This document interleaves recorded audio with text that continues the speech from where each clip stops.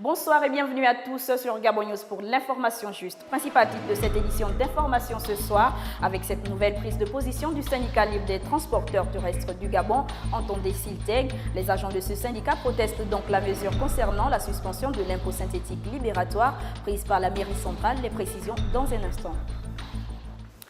À l'entame de cette édition, on parle du projet d'agrandissement et d'équipement de l'école catholique Sainte-Anne pour les générations futures qui a été lancé avec la signature d'un contrat entre le Japon et la fondation Mohima, une cérémonie qui s'est déroulée en présence de plusieurs personnalités, parmi lesquelles l'ambassadeur de l'Afrique du Sud au Gabon, Laure Olga Gonjou, marraine de la fondation, l'honorable Vincent de Paul Gonjou et bien d'autres. Marcia Tsonga et Justin Bitegue étaient présents. Regardez. C'est par des chants et des drapeaux japonais et gabonais en main que les élèves de l'école catholique Sainte-Anne ont accueilli chaleureusement les différentes autorités venues pour l'occasion. Excellence, Monsieur l'ambassadeur du Japon, Konnichiwa. De 1945 à nos jours, notre établissement a contribué à la formation de l'élite intellectuelle de notre pays. Plusieurs hauts cadres de notre administration et même politiques ont fait leur première classe ici. Ce don du Japon est une véritable opportunité pour cette école de retrouver les couleurs. Nous saisissons cette opportunité pour saluer chaleureusement votre engagement personnel et remercier par la même occasion votre gouvernement. Vous contribuez une fois de plus au développement du Gabon et à celui de ceux qui feront le Gabon de demain. Pour la petite histoire, c'est en 1945 que l'école catholique Sainte-Anne de Libreville a été créée par le frère Macaire. Restons toujours dans le cadre de la cérémonie relative à la signature du contrat de don entre le Japon et la fondation Mohima pour les générations futures, une cérémonie où la directrice de l'école et la chargée de communication de la fondation se sont illustrées brillamment. Retrouvons une fois de plus Marcia Tsonga et Justin Bitegue.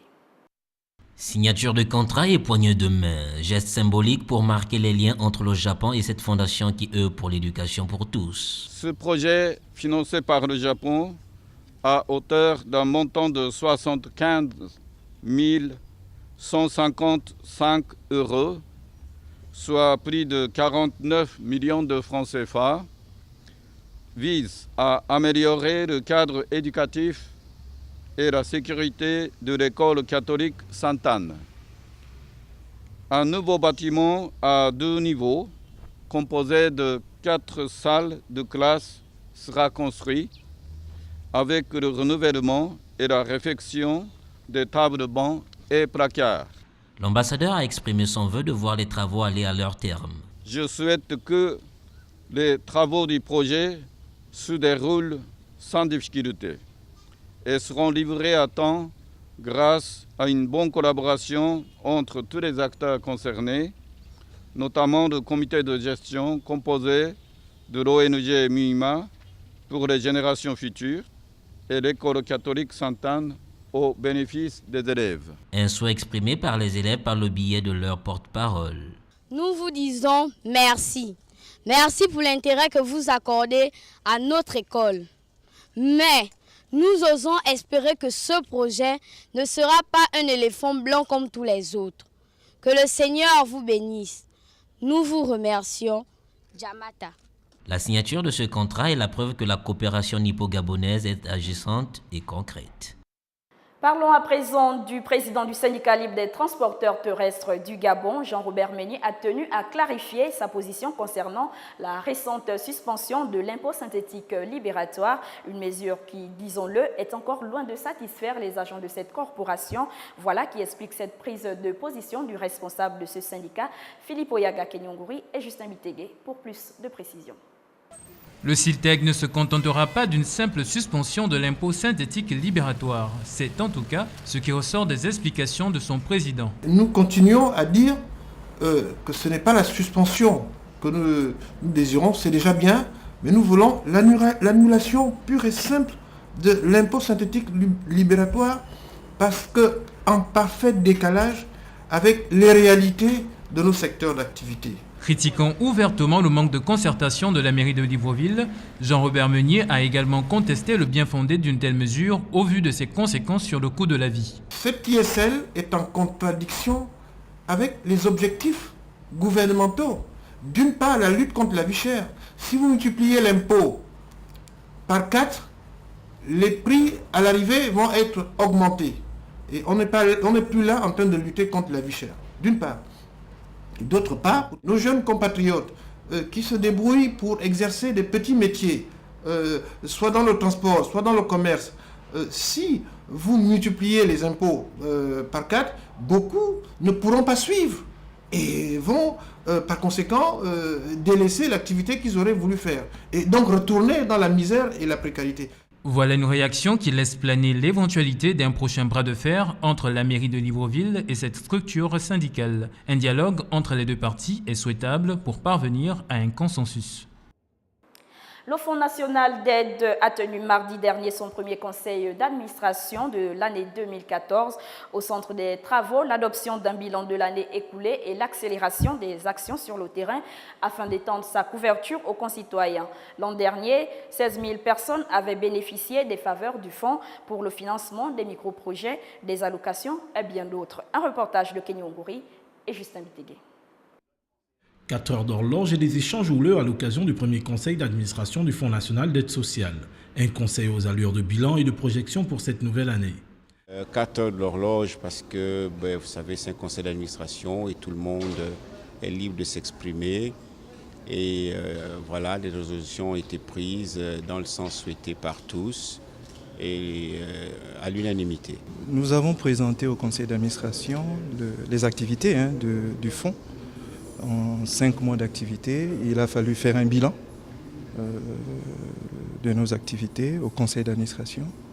Globalement, nous avons fait le point au conseil en faisant part de toutes les étapes et la mise en place, de toutes les conditions qui ont rendu l'effectivité du démarrage des activités du fonds.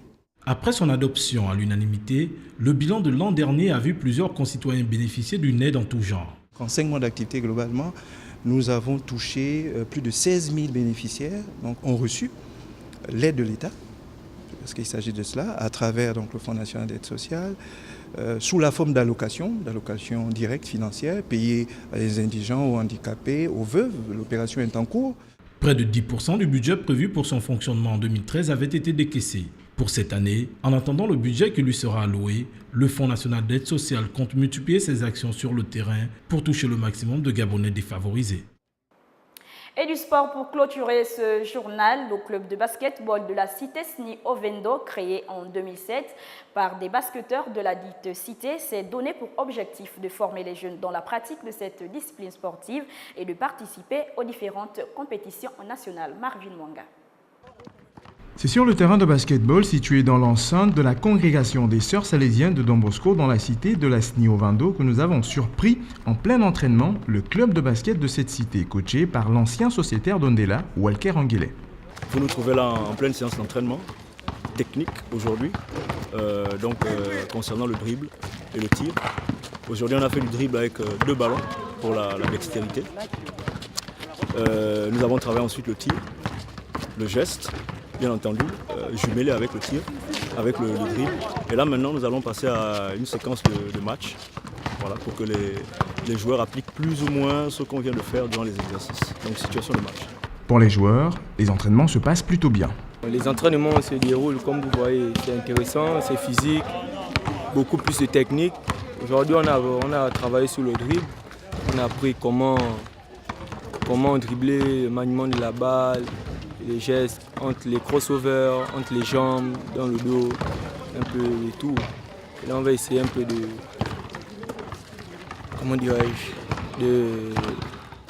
tester tout ça sur le terrain. Aujourd'hui je trouve les entraînements assez intéressants vu que nous avons de nouvelles balles. Donc chacun de joueur a sa balle. Ça nous permet de nous entraîner plus rapidement et voilà, puisqu'on a vu qu'on a seulement 2 heures d'entraînement par jour. Après une bonne séance d'entraînement technique, place à un 5 contre 5 pour clore en beauté ces trainings sous le regard contrôleur du fondateur du club. Voilà, c'était le journal de l'ensemble de la rédaction. Merci de votre attention. Restez connectés sur www.gabonnews.com pour la suite de l'information. Au revoir.